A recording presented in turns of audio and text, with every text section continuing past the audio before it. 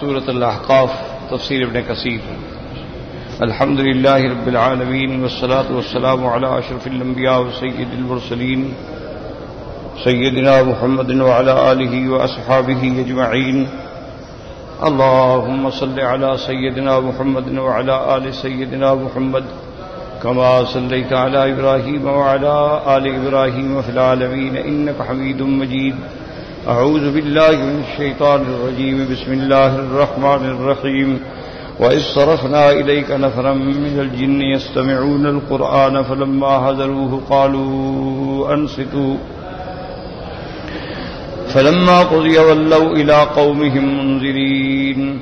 قالوا يا قومنا إنا سمعنا كتابا أنزل من بعد موسى مصدقا لما بين يديه يهدي إلى الحق وإلى طريق مستقيم. يا قومنا أجيبوا داعي الله وآمنوا به يغفر لكم من ذنوبكم ويجركم من عذاب أليم.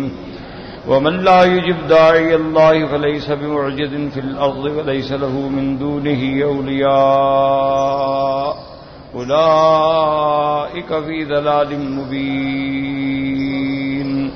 قال المؤلف والمفسر رحمه الله تعالى أدام النفع بعلومه وعلومكم في الدارين آمين إلى أن قال فهذه الطرق كلها تدل على أنه صلى الله عليه وسلم ذهب إلى الجن قصدا فتلا عليهم القرآن ودعاهم إلى الله عز وجل وشرع الله تعالى لهم على لسانه ما هم محتاجون إليه في ذلك الوقت.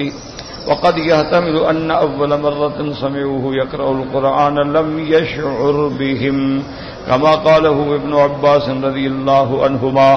اب مفسر رحمۃ اللہ علیہ فرماتے ہیں کہ یہ سارے طرق واقعات کے جو میں نے ذکر کیے ہیں یہ اس بات پہ دلالت کرتے ہیں کہ میرے آقا رحمت دو عالم صلی اللہ علیہ وسلم خود جان کر جنات کی طرف تشریف لے گئے اور ان پہ جا کے اللہ کا قرآن پڑھا اور ان کو اللہ کی توحید کی دعوت دی اور اللہ تبارک و تعالی نے جو کچھ ان کے لیے احکام فرمائے تھے وہ بھی بیان فرمائے اور اس وقت ان کو جن چیزوں کی حاجت تھی اس کے لیے بھی حضور پاک صلی اللہ علیہ وسلم نے حکم فرمایا.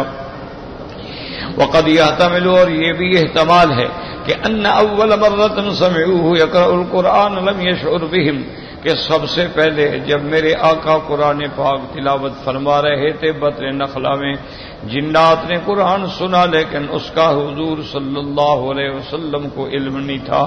کما قال ابن عباس رضی اللہ تعالی عنہما جیسے کہ حضرت ابن عباس فرماتے ہیں ثم بعد ذلك ودوا الیہ کما رواه ابن مسعود رضی اللہ عنہ اور اس کے بعد پھر وفود آتے رہے جنات کے حضور پاک کی خدمت میں جیسے کہ حضرت عبداللہ ابن مسعود نے فرمایا ہے.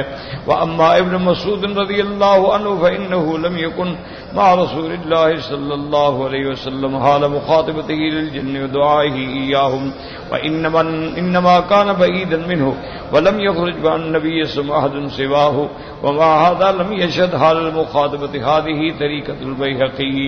اب مفسر رحمۃ اللہ علیہ فرماتے ہیں اور یہ بات بھی واضح ہے کہ جب حضور پاک جنات پہ قرآن پڑھ رہے تھے ان کو دعوت توحید کی دے رہے تھے حضرت عبداللہ ابن مسعود آپ کے ساتھ نہیں تھے بلکہ دور تھے جہاں حضور نے ان کو بٹھا دیا تھا. وہ حضور پاک صلی اللہ علیہ وسلم کے اس خطاب کے اندر موجود نہیں تھے اور عبداللہ ابن مسعود رضی اللہ عنہ کے سوا اور کوئی بھی آپ کے ساتھ نہیں تھا. وقد يحتمل أن يكون أول مرة خرج إليهم لم يكن معه ابن مسعود رضی اللہ عنہ ولا غيره. اور مفسر فرماتے ہیں یہ بھی ممکن ہے کہ ایک دفعہ حضور ان کی طرف تشریف لے گئے جب آپ کے ساتھ کوئی بھی نہیں تھا. كما هو ظاهر سياق الرواية الأولى من طريق الإمام أحمد وهي عند مسلم. ثم بعد ذلك خرج معه ليلة أخرى والله أعلم. اور پھر اس کے بعد کے واقعے میں آپ حضرت عبداللہ ابن مسعود کو بھی ساتھ لے گئے اور راستے میں ان کو بٹھا دیا اور ان کے ارد گرد حصار بھی کھینچا کہ اس خط سے باہر نہ نکلیں. كما روى ابن عاصم في تفسير قل أوحي إلي أنه استمع نفر من الجن من حديث ابن جريج قال قال عبد العزيز بن عمر اما الجن الذي لقوه بنخلة وجن نینوا واما الجن الذي لقوه بمکہ وجن نصیبین. حضرت عبدالعزیز ابن عمر نے فرمایا ہے کہ جو جنات حضور پاک کی خدمت میں بطن نخلا میں آئے تھے وہ نینوا کے رہنے والے تھے جہاں حضرت یونس علیہ السلام رہے ہیں.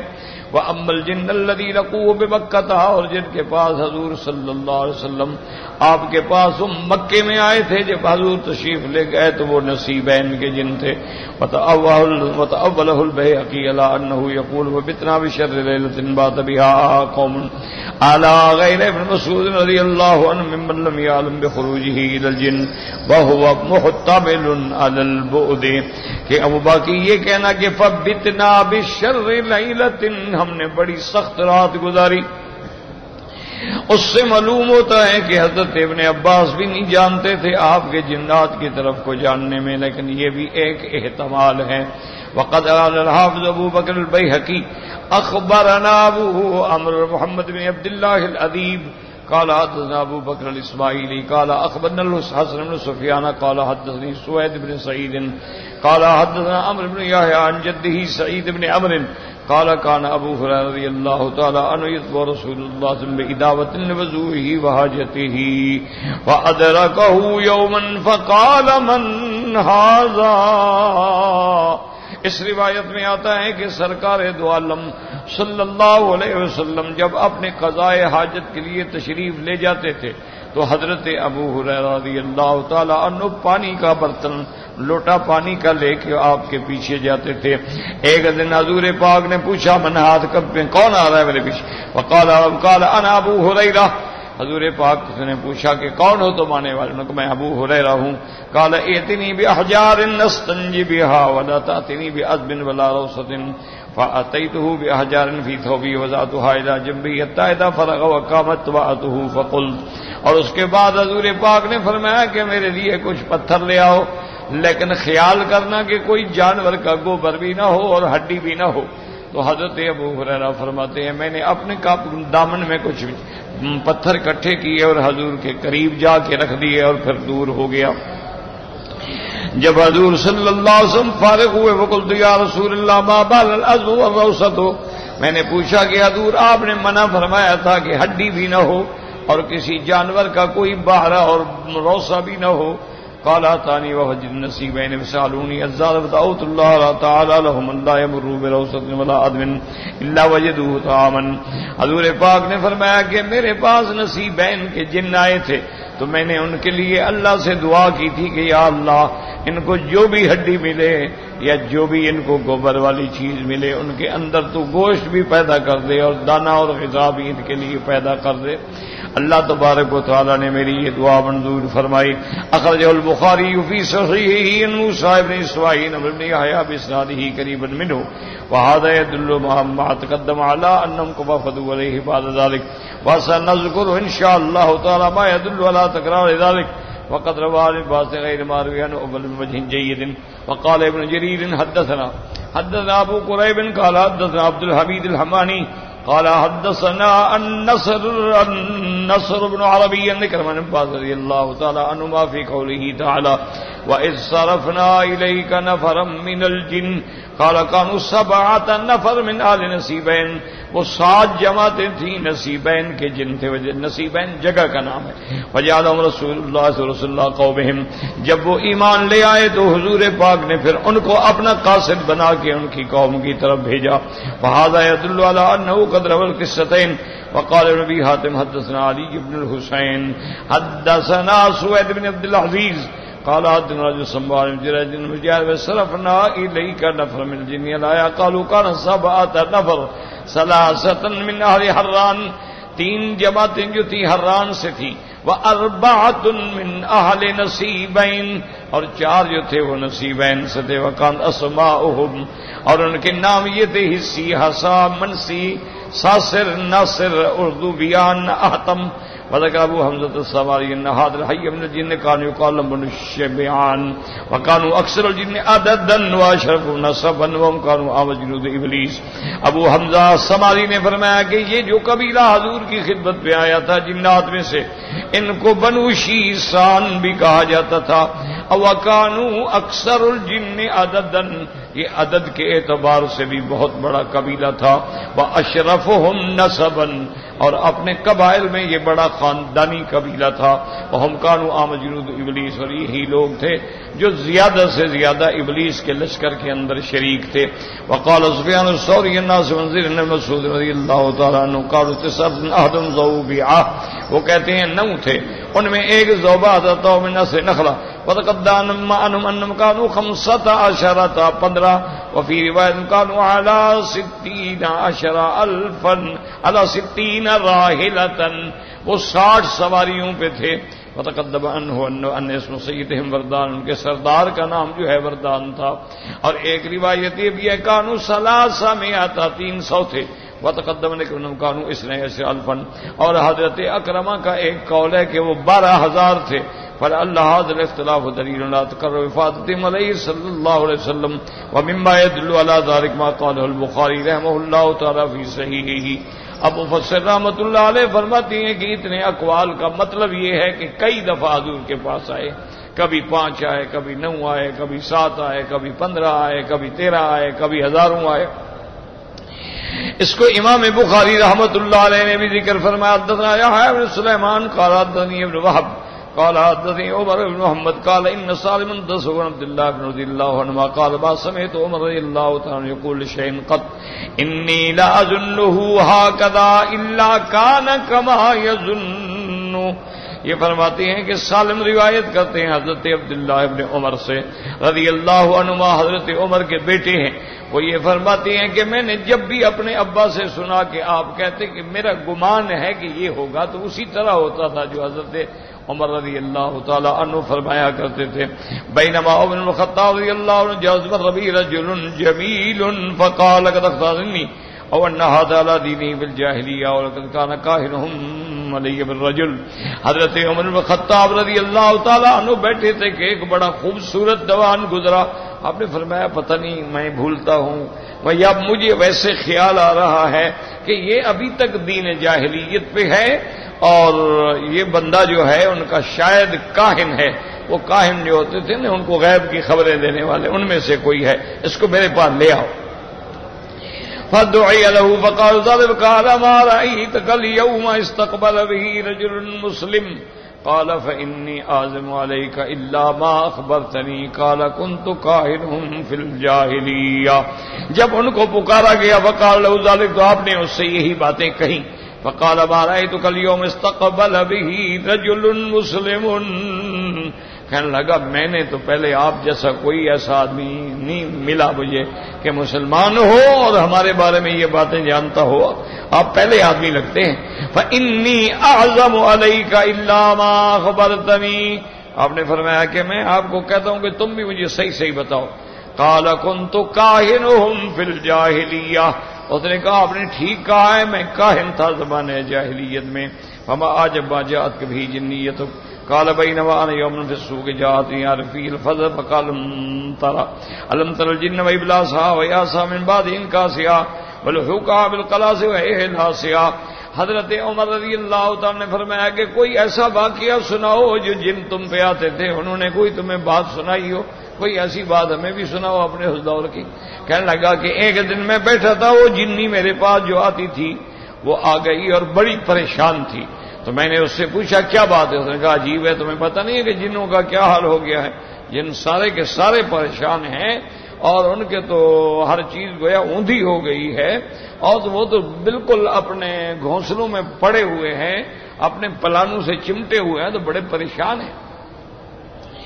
قال عمر رضی اللہ تعالیٰ عنہ صدق بینما انا نائم عند آلہتہم اذ جاء رجل بإجل فذبحه فسرق به صارخ لما اسمع صارخا كتشد صوت من يقول۔ حضرت عمر رضی اللہ تعالیٰ عنہ فرماتی ہیں صدقہ، اس بندے نے ٹھیک کہا ہے۔ بینما انا نائم، ایک دفعہ واقعہ ہے کہ میں سویا ہوا تھا، ان کے بتوں کے ساتھ، جو کہ بت تو بھرے رہتے تھے نا، ان کے ہر جگہ بت ہی بت ہوتے نا، یعنی کعبۃ اللہ کے اندر باہر تقریباً 360 انہوں نے اپنے بت رکھے ہوئے، تو زمزم کے پاس بت تھے، دروازے کے پاس بت تھے، صفا پہ، مروہ پہ، کعبے کے اندر، کعبے کے ارد گرد ہر جگہ بت ہی بت. فرماتے ہیں حضرت عمر میں سو رہا تھا کہ ایک بندے نے بڑی زور کی آواز سے یہ بات کی کہ یا جلیح امر النجی رجل فصیح یقول لا الہ الا اللہ. فرماتے ہیں کہ میں نے سنا ایک بندہ پکار کے کہہ رہا ہے، کہہ رہا ہے جلی تمہیں پتہ ہے ایک نئی بات ہوئی ہے، ایک بڑا فصیح اللسان انسان ہے اور جو دنیا کو دعوت دے رہا ہے کہ لا الہ الا اللہ، کوئی معبود نہیں مگر اللہ. قال فوسب القوم فقلت لا ابرح حتى اعلم ما وراء هذا. اب کہتے ہیں قوم ڈر کے مارے اٹھی. میں نے کہا میں تو بھئی بیٹھا ہوں دیکھتا ہوں اب بات کیا ہے، آواز کہاں سے آئی، کیسی آواز ہے. ثم نادى يا جليه امر نجيه رجل فصيح يقول لا اله الا الله فقمت فما نشبنا ان قيل هذا نبي. اب کہتے ہیں کہ میں بیٹھا رہا، میں نے پھر آواز سنی کہ وہی آواز پکار کے کہہ رہی ہے یا نجی امر نجی رجل فصیح یقول لا الہ الا اللہ. اب حضرت عمر فرماتی ہیں کہ میں اٹھا، میں بھی جب آیا تو مجھے پتہ لگا کہ حضور پاک نے نبوت کا اعلان فرما دیا ہے اور دعوت دے رہے ہیں لا الہ. هذا سیاق البخاری، امام بخاری رحمۃ اللہ علیہ نقل فرمائے. وقد رواه البيهقي من حديث ابن وهب من نحوه ثم قال ظاهر هذه الروايه من رضي الله عنه بنفسه سمع الصارخ يصرخ من العجل الذي ذبح، کہ حضرت عمر نے وہ آواز سنی تھی اس بچڑے سے جو بچڑا ذبح کیا تھا، اس سے آواز آ رہی تھی.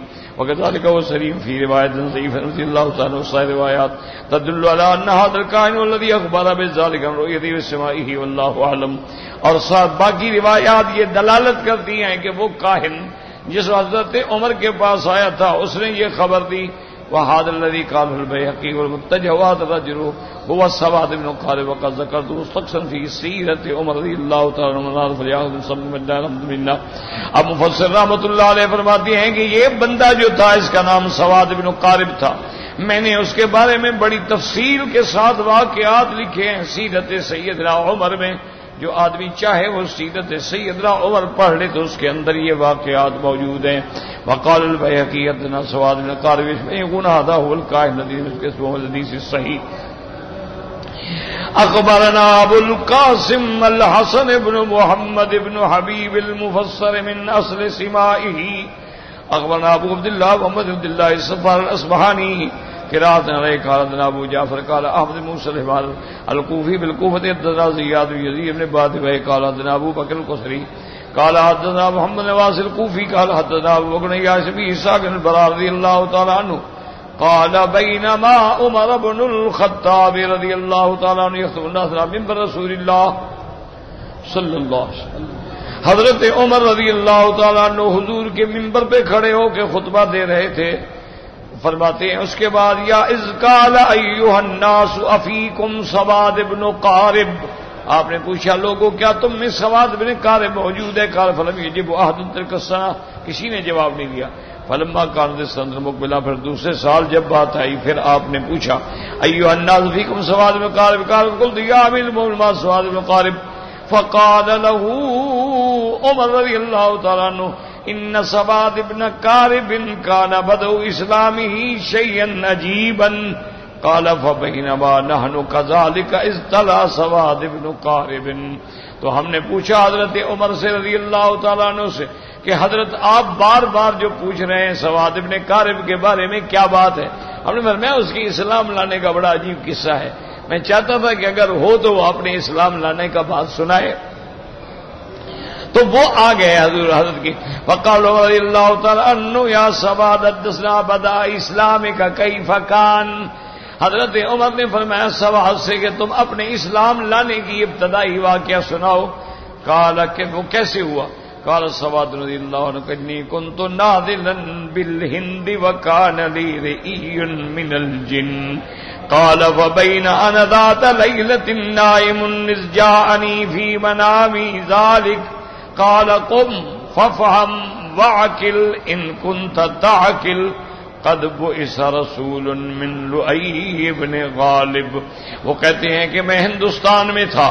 وكان لي رئي من الجن، میرے پاس ایک جنی آتی تھی، میرے پاس وہ آتی تھی، میرے ساتھ باتیں کرتی تھی. کہتے ہیں کہ میں سویا ہوا تھا کہ وہ نیند میں وہ جن آیا اور اس نے کہا کہ قم اٹھو جاگو، ففہم سمجھو، عاقل اچھی طرح سمجھو اگر عقل رکھتے ہو. قد بعث رسول من لؤی ابن غالب، لؤی ابن غالب کے خاندان میں ایک اللہ کا رسول پیدا ہوا ہے صلی اللہ علیہ وسلم. عجبت للجن وتحساسها وشدها العيس بأهلاسها تهوي إلى مكة تبغي الهدى ما خير الجن كأنهاسها فانهض إلى الصفوة من هاشم واسم بعينيك إلى راسها. کہنے لگا کہ وہ اس نے مجھے کہا کہ میں تو حیران ہو رہا ہوں کہ جنات جو ہیں وہ بڑی تیاریاں کر کے مکے کی طرف جا رہے ہیں، وہ ہدایت حاصل کرنا چاہتے ہیں، اور تم بھی چاہو تو فوراً پہنچو بنو ہاشم کے خاندان میں، وہاں وہ نبی پیدا ہوئے ہیں محمد الرسول اللہ صلی اللہ علیہ وعلا آلہ واصحابہ وسلم تسلیما کثیرا کثیرا. قال ثم انبہنی فافزعنی وقال یا سواد ابن قارب، پھر اس نے مجھے نیند سے اٹھا دیا. ان اللہ عز وجل بعث نبیا فنہض الیہ تہتد وترشد فلما قبل الساعتان فانبعث منشا. اس نے آ کے پھر مجھے جگایا، کہنے لگا اٹھو اللہ کا نبی پیدا ہو گیا ہے، ہدایت چاہتے ہو تو جاؤ اس کی خدمت میں جا کے ہدایت قبول کرو. کہتا ہے میں نہیں گیا تو پھر دوسری رات بھی ہوا. عجبت للجن وتطلابها وشدها العيس باقطابها، وہ اپنے پلانوں پہ سامان باندھ رہے ہیں. تہوی الی مکہ تبغی الہدى، مکہ کی طرف جا رہے ہدایت لینے کے لیے. لیس قدامها کاذنابها فانہض الى الصفوة من ہاشم واسم بعینیک الی قابها. فلما كان في الليلة الثالثة اتاني، پھر تیسری رات ہے.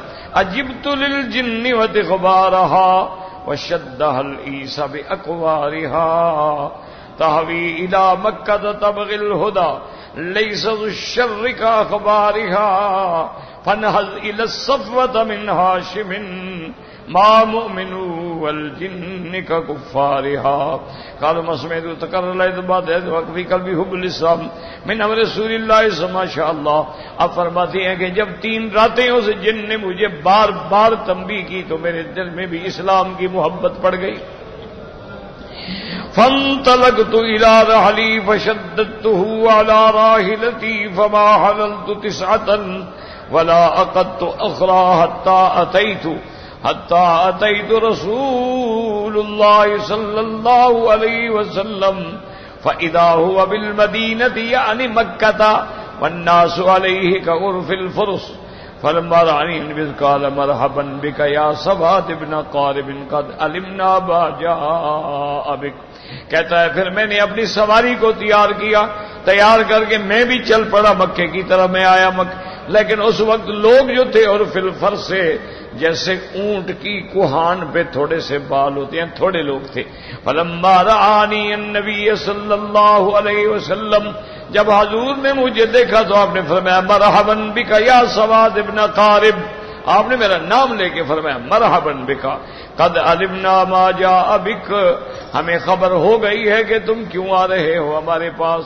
قال قلت یا رسول اللہ قد قلت شعرا فاسمعه مني قال قل یا سواد. میں نے کہا حضور میں نے بھی کچھ اشعار کہے ہیں، اگر آپ چاہیں تو میں سناؤں. آپ نے کہا اچھا سناؤ. اتانی ری بعد لیل وحجات ولم یک فیما قد بلوت بکاذبی.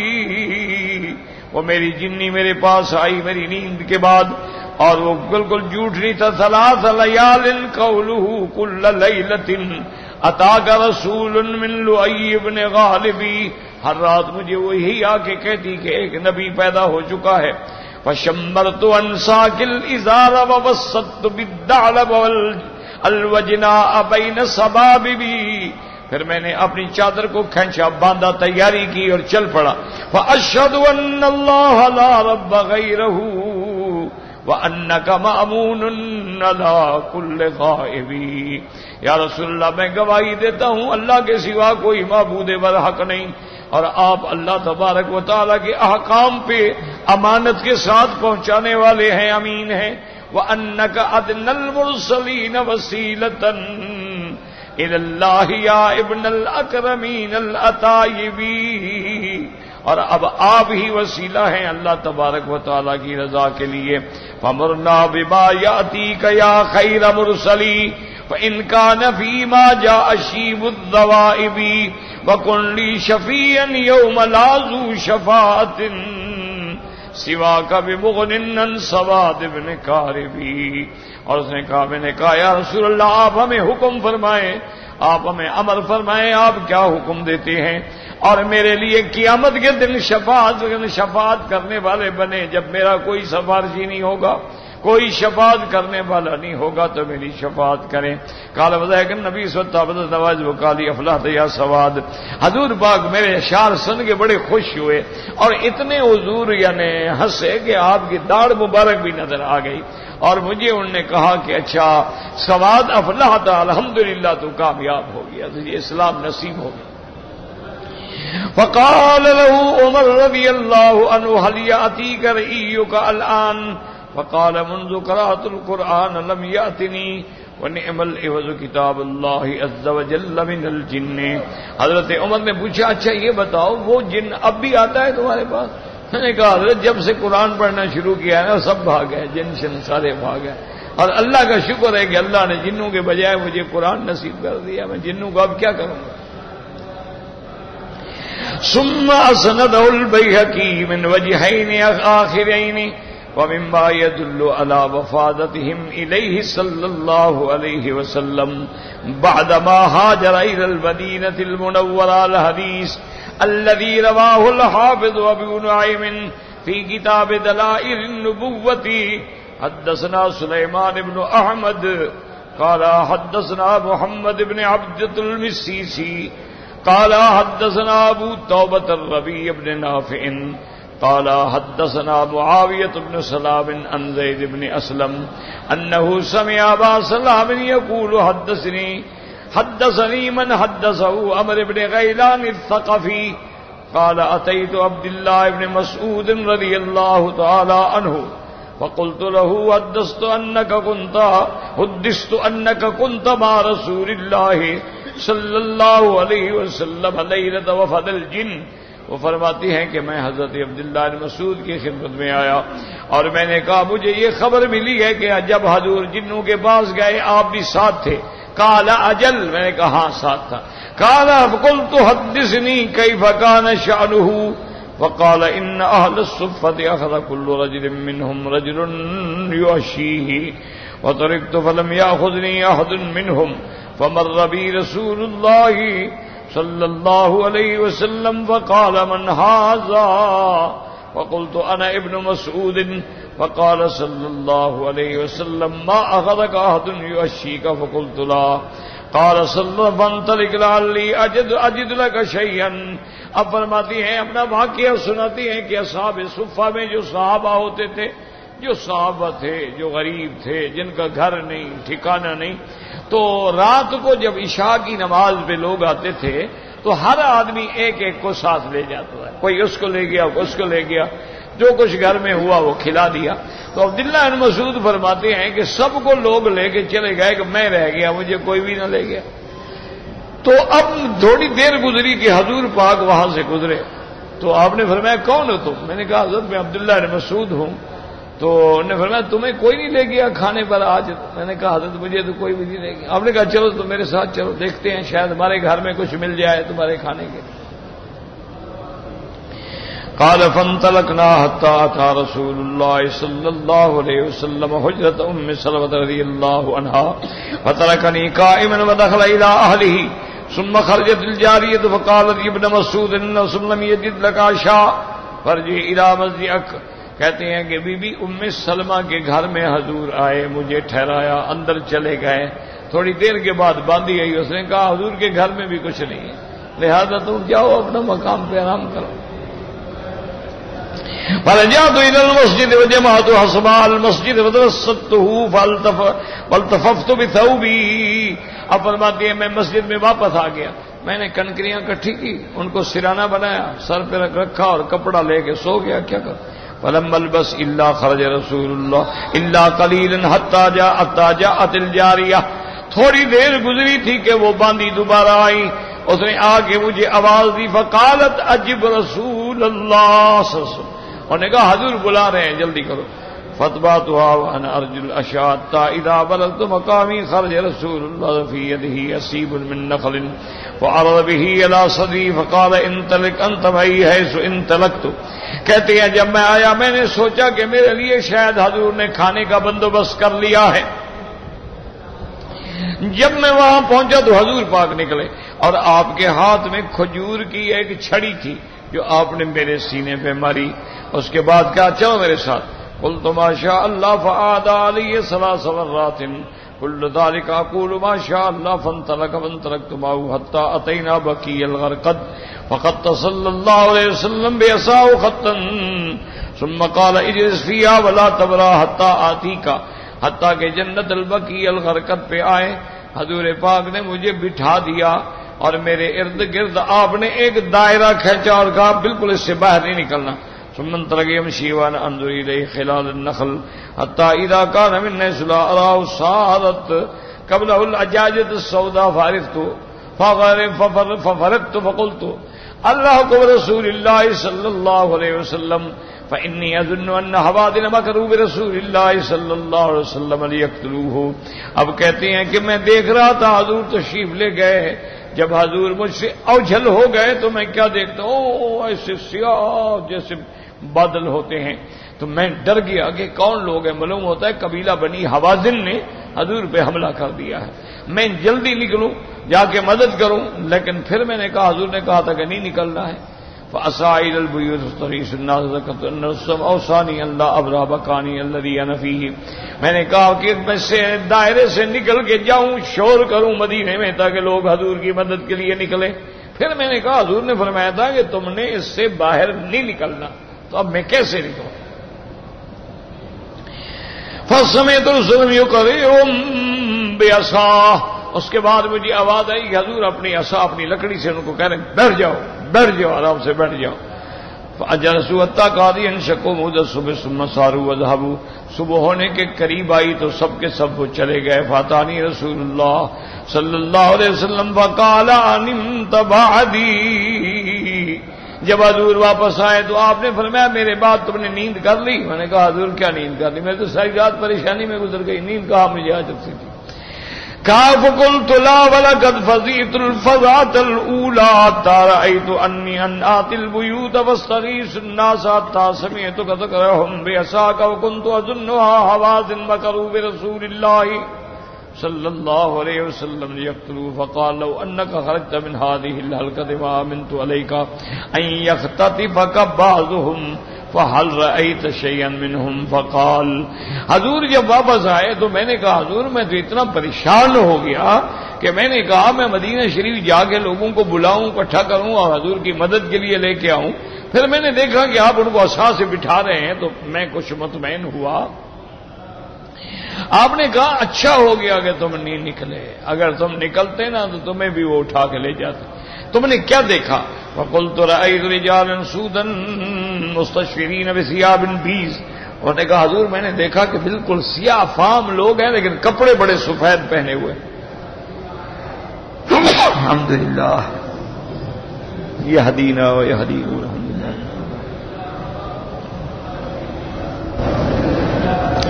فقال رسول الله صلى الله عليه وسلم أولئك وهجن نسيبين أتوني فسألوني الزاد والمتاع فمتعتهم بكل أزم هائد أو روسة أو بعرة قلت وما يغني عنهم ذلك؟ قال إنهم لا يجدون أزما إلا وجدوا عليه لحمه الذي كان عليه يوم أكل ولا وجدوا فيها حبها الذي كان فيها يوم أكلت فلا يستنكح أحد منكم بأذن ولا بارة وهذا غريب إسناد غريب جدا ولكن فيه رجل مبهم لم يسم والله تعالى أعلم.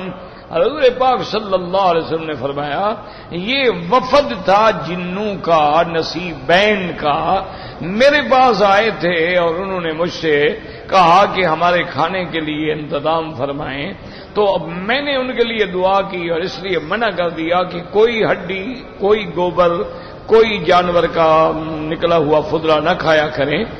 جب وہ اٹھائیں گے تو اس پہ اسی طرح گوشت بن جائے گا، اسی طرح گندم، اسی طرح چیزیں آ جائیں گی.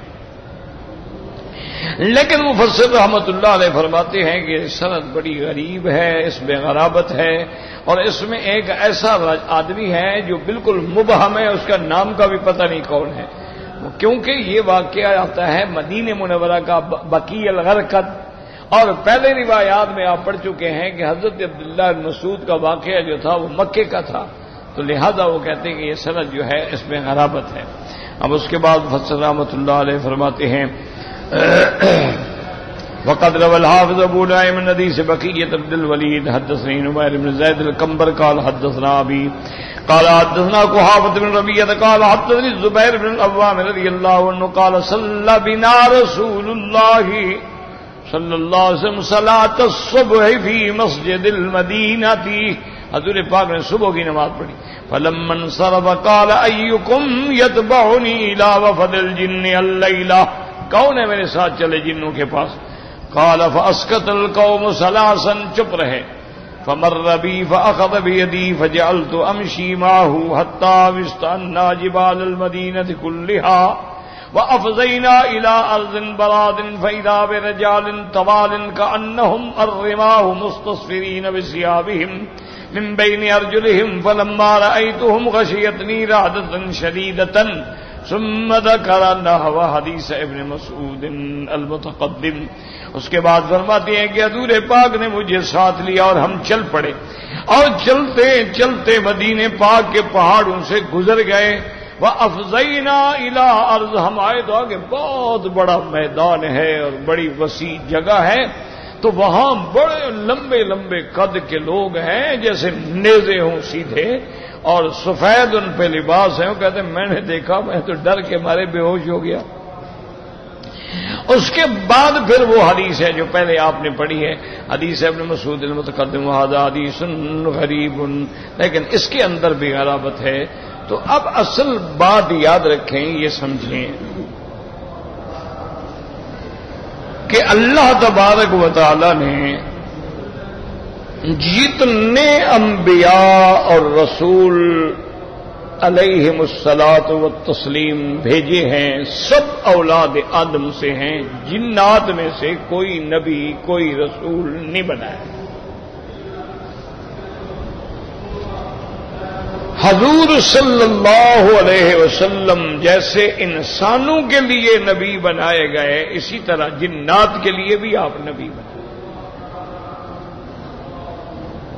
اسی لیے آپ کے خطاب میں دونوں سے خطاب ہے قرآن میں، یا معشر الجن والانس.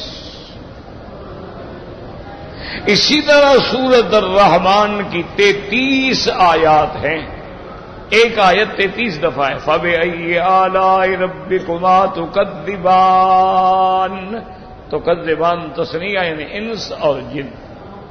اور یہ آیت جو ہے تقریباً 33 دفعہ متکرر، بار بار بار بار اللہ نے. اصل یاد رکھیں یہ تکرار نہیں ہوتا. بعض دشمن اسلام اور دشمن قرآن کہتے ہیں دیکھو جی اتنا تکرار، ایک آیت کو 33 دفعہ کہا گیا ہے، یہ تکرار نہیں ہے. ان کو قرآن کی حقیقت کا پتہ ہی نہیں ہے نا. اس پر علماء نے باقاعدہ کتابیں لکھی کہ قرآن میں یہ تکرار کیوں آیا ہے. اسی طرح اور بھی آیات میں ویل للمکذبین ویل للمکذبین ویل للمکذبین، وہاں بھی تکرار آیا ہے. تو اس پر علماء نے کتابیں لکھی ہیں. رازی نے جو تفسیر کبیر لکھنے والے ہیں امام رازی رحمت اللہ علیہ، ان کی ایک کتاب ہے، اس کا نام ہے الایجاز فی نہایت الاعجاز. انہوں نے ایک کتاب لکھی ہے جس میں قرآن کے اعجاز پہ بحث.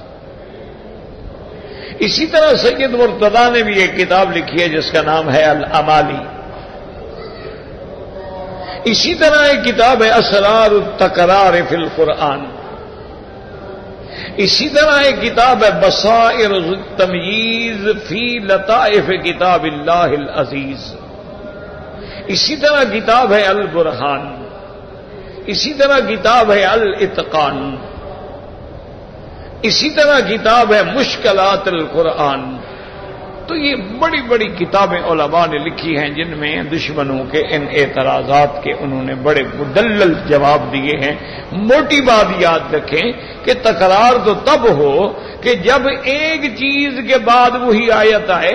قرآن پاک میں چونکہ نعمتیں مختلف ہیں، مثلا رب المشرقین و رب المغربین فبأي آلاء ربكما تكذبان. اس کے بعد مرج البحرين يلتقيان بينهما برزخ لا يبغيان. یہ اور نعمت ہے. تو ہر نعمت کے بعد اللہ نے فرمایا ہے.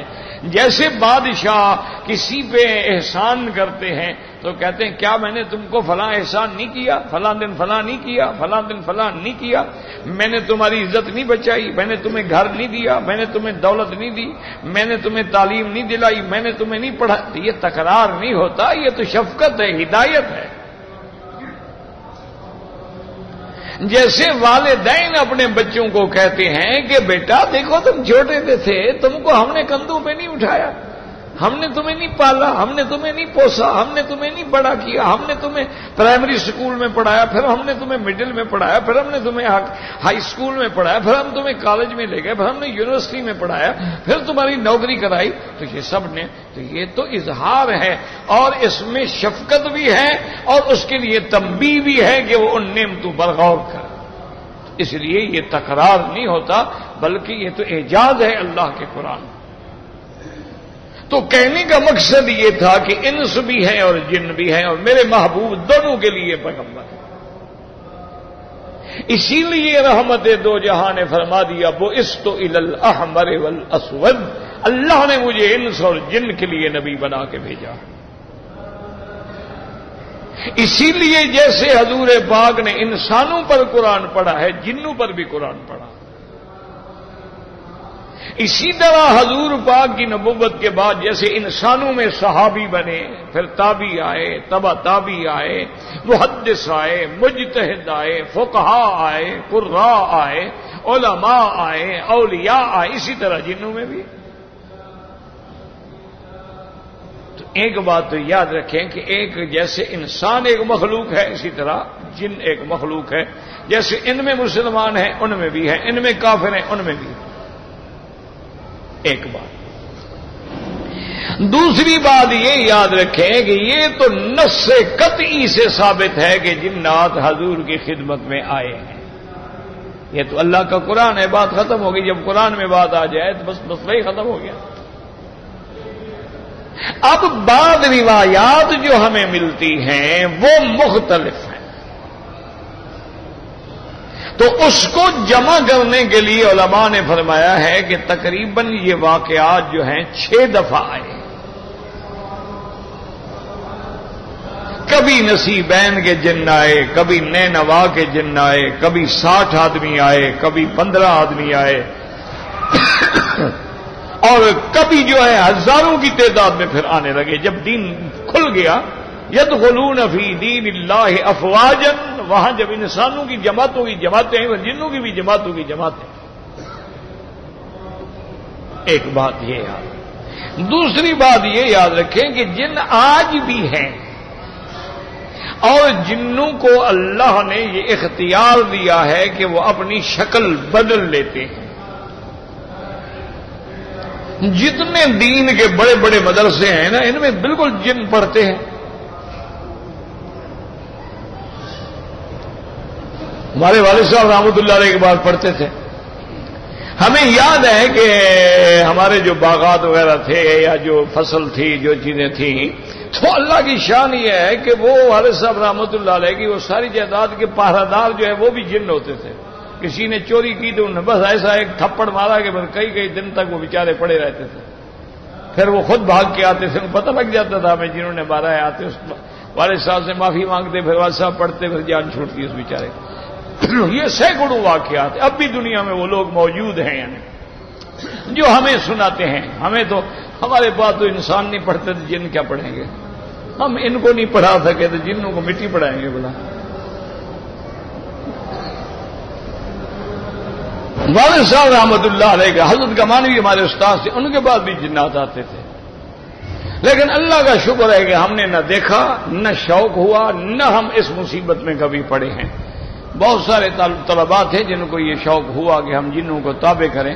جن تو تابع نہ ہو سکے, البتہ وہ خود کوئی پاگل ہو گیا, کوئی مر گیا, کوئی کسی کی لاش لٹکی ہوئی تھی, کوئی کہیں پڑا تھا, کوئی کہیں پڑا تھا. اور جن کیا تابع کرنے تھے وہ خود بھی گئے زندگی سے. تو بہرحال یعنی جن ہیں, جنوں میں مسلمان بھی ہیں کافر بھی ہیں. جتنی فرقے تمہارے اندر ہیں یہ سارے فرقے جنوں کے اندر, جیسے تمہارے ہاں سنی ہیں, شیعہ ہیں, خوارج ہیں, نواسب ہیں, اسماعیلی ہیں, ان کے اندر بھی یہ سارے فرقے جو ہیں وہ موجود ہیں. تو یہ اللہ تبارک و تعالیٰ کی مخلوق ہے. اور یہ بات بھی یاد رکھے, انہو یراکم ہو وقبیلہ, جن تمہیں دیکھ لیتے ہیں تم ان کو نہیں دیکھ سکتے. ہاں وہ انسان کی شکل میں آ جائیں تو پھر تم بھی دیکھ سکتے ہیں. اچھا, اور ایک جنوں کی کمزوری یہ ہوتی ہے کہ مثلا وہ بکری بن گیا, آپ نے اس کو پکڑ لیا, جب تک آپ پکڑے رہیں گے اب وہ شکل نہیں بدل سکتا. آپ چھوڑیں گے تو فوراً وہ شکل بدل لے گا. جب تک آپ کے ہاتھ میں ہے وہ نہیں شکل بدل سکتا. یہ ایک اس کی کمزوری ہے کہ جس حال میں ہے تمہارے پاس ہے, تم نے پکڑ لیا اس کو, فوراً پکڑ لیا تو بس. لیکن پکڑے کون, اتنا حوصلہ بھی تو ہو نا. وہ تو ہمارے ہاں ایک ذمہ داروں کی مثال ہے. ایک ذمہ دار کے پاس بندہ آیا, کہنے لگا صحیح مجھے گھوڑی کی ضرورت ہے, بلوچ سردار تھا. انہوں نے کہا بابا گھوڑی تو لے جاؤ, لیکن میری گھوڑی جو ہے نا یہ 3 دفعہ اچھلتی ہے. جب آدمی بیٹھتا ہے نا وہ فوراً کھڑی ہو جاتی ہے اگلے پاؤں پہ اگلے پاؤں کھڑے کر لیتی ہے پورے. تو 3 دفعہ یہ کرتی ہے, خیال رکھنا. اس نے کہا صحیح میں تو پہلی دفعہ گر جاؤں گا, پھر خیال خود کرتی رہے گی, میں کیا خیال کروں گا. جناب جب پہلی دفعہ کھڑی ہوگی ہم تو اسی وقت گر جائیں گے نا, باقی پھر وہ اپنا خیال خود کرتی رہے, ہم نے کیا خیال کرنا, مٹی کا خیال کرنا. تو ہم جنوں کو کیا پکڑیں گے, ہمارا تو ہوش ہوگا تو پکڑیں گے نا جناب. اچھا, ایسے اگر حالات آپ کو نظر آ جائیں تو علاج کیا ہے کہ فوراً آیت الکرسی شروع کر دو.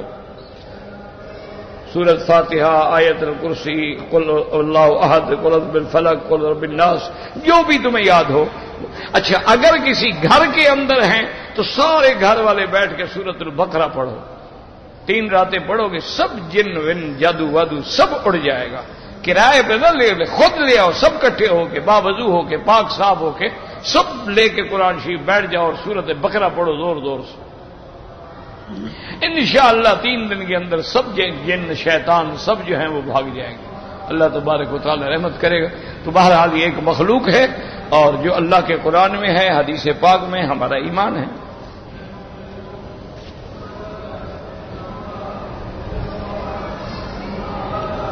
میں سمندر میں اترا ہوں, آپ جانے, آپ کا کام جانے, مجھے تو خواب کا پتہ ہی نہیں لگتا, تو میں کیا بتاؤں.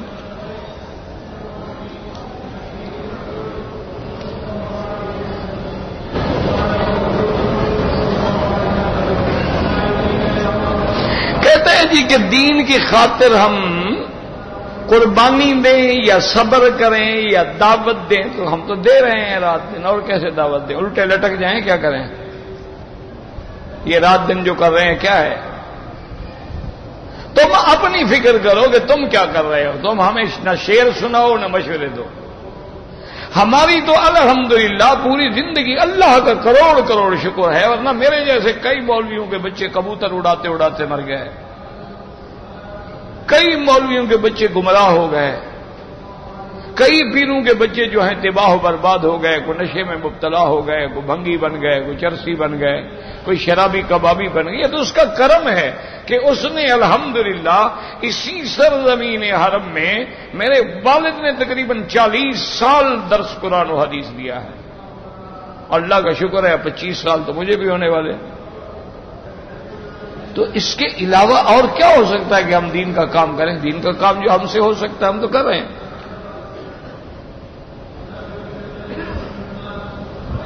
ہم کفیل سے بھاگ کے آئے ہوئے تھے اس لیے احرام نہیں باندھا، کوئی بات نہیں.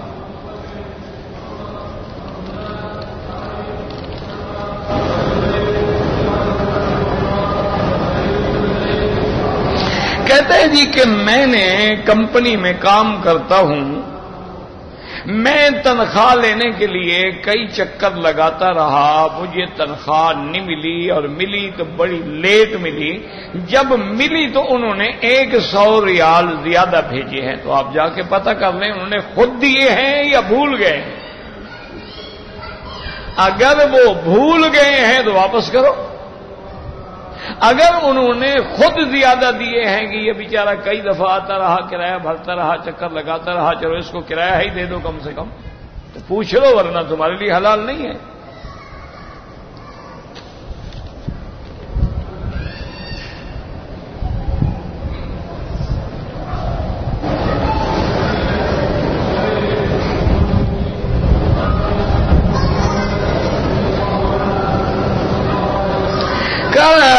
ان لی ابنا فاللازم علی الاب ان يدعو لاولاده اصلح لی فی ذریتی انی تبت الیک وانی من المسلمین.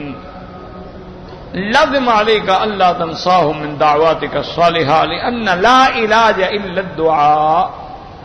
الدعاء سلاح المؤمن ولا يتقلب القلوب الا مقلب القلوب بالدعاء بدعاء خاصة دعوة الوالدين. انت لا تكن من الآيسين لا تكن من القانتين. لازم عليك ان تدعو لهم وتوصيهم بالخير وتوصي لاصحابهم انهم ينصحونهم بالخير. اما حضور في الدرس او خروج الى الدعوة لا شك يعني اول تعليم ثم خروج الى الدعوة. اذا كان ما عندك علم كيف يدعو الناس؟ فبذلك اول يتعلم ويأخذ العلم حتى ان يكون قابلا وقائلا للدعوة الى دين الله تبارك وتعالى والله اعلم.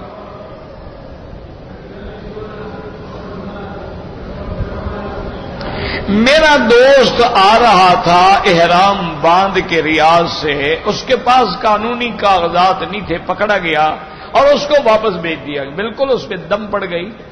دم بھی ادا کریں یعنی اللہ کے حرم میں پیسے بھیج کے ایک بکری ذبح کروائے، سر بھی منڈوائے اور پھر جب اللہ توفیق دے عمرہ بھی قضا کرے.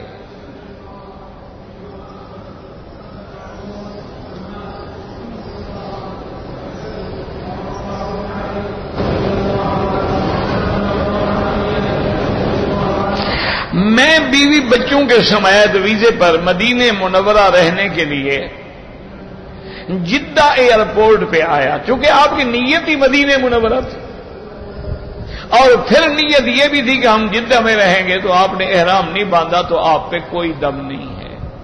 آپ نے 2 دن کے بعد پھر جدہ سے احرام باندھ کے عمرہ کیا ہے. وہ آپ کا عمرہ ہل کا عمرہ تو شمار ہوگا لیکن میقات کا نہیں ہوگا. میقات کا تب ہوتا ہے جب آپ پاکستان سے احرام باندھ کے آتے. بہرحال چونکہ آپ کی نیت تھی کہ ہم مدینہ منورہ جائیں گے لیکن نہیں گئے، پھر آپ جدہ ٹھہر گئے، 2 دن جدہ میں رہے، تو دم تو آپ پہ کوئی نہیں. لیکن آپ کو وہ عمرہ جو اپنے وطن کے میقات کا اجر ملتا جو چھوٹے حج کے برابر ہے وہ تو نہیں ملے گا. آپ نے جدہ سے احرام باندھا ہے، جدہ ہل ہے، جدہ میقات نہیں ہے. میقات تو یلملم ہے. نہیں عمرہ کیوں قضا کریں؟ عمرہ کچھ کوئی قضا نہیں آپ پر. ربنا تقبل منا انک انت السمیع العلیم وتب علینا انک انت التواب الرحیم. تمام مسلمانوں سے گزارش ہے کہ ڈنمارک نے پھر گستاخی کی ہے شان محمد مصطفیٰ میں صلی اللہ علیہ وسلم. ہر مسلمان ایک دوسرے کو بھی کہیں اور کوشش کریں کہ اس ملک کی ہر بنی ہوئی چیز سے بائیکاٹ کریں. اور اپنی محبت حضور پاک کے ساتھ ثبوت دیں کہ ہم الحمدللہ حضور کے عاشق ہیں، حضور سے محبت کرنے والے ہیں، اور سرکار دو عالم کے دشمن آپ کے گستاخوں سے ہمارا کوئی تعلق نہیں، ہم اور کوئی انتقام نہیں لے سکتے، تو کم از کم ان کو فائدہ تو نہ پہنچائیں، ان کی چیزیں نہ خریدیں، جب بھی چیز دیکھیں جہاں پڑی اس کو بھی سمجھائیں کہ تم مسلمان ہو، اس ملک کی چیزیں نہ بیچو۔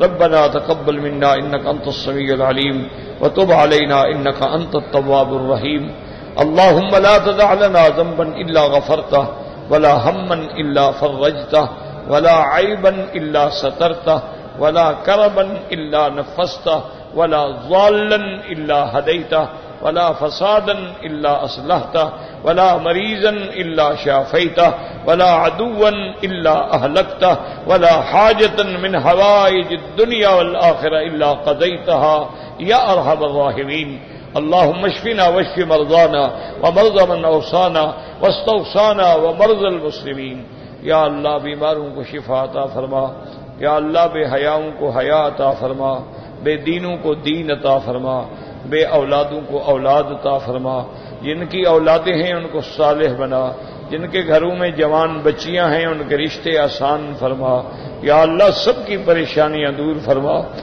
یا اللہ مسلمان فلسطین میں ہیں، عراق میں ہیں، کشمیر میں ہیں، یا اللہ ہندوستان میں ہیں، بنگلہ دیش میں ہیں، پاکستان میں ہیں، عرب میں ہیں، عجب میں ہیں، یا اللہ جس ملک میں ہیں ان کی جان مال آبرو عزت کی حفاظت فرما، یا اللہ اس بلد الامین کو قیامت تک ہر فتنے سے محفوظ فرما، یا اللہ پاکستان پہ رحم فرما، یا اللہ پاکستان پہ رحم فرما، یا اللہ پاکستان پہ رحم فرما، یا اللہ امن قائم فرما، یا اللہ استحکام عطا فرما، یا اللہ ہر قسم کے فتنوں سے محفوظ فرما، یا اللہ جو مفتن ہیں، جو اسلام کو مٹانا چاہتے ہیں، جو دین کو مٹانا چاہتے ہیں، جو قرآن کو مٹانا چاہتے ہیں، اپنی قدرت سے ان کو مٹا دے، یا اللہ ہم عاجز ہیں، ہم بے وس ہیں، یا اللہ ہم بے بس ہیں، ہم بے سہارا ہیں، الیک اشکو ضعف قوتی وقلت حیلتی وہوانی علی الناس یا ارحم الراحمین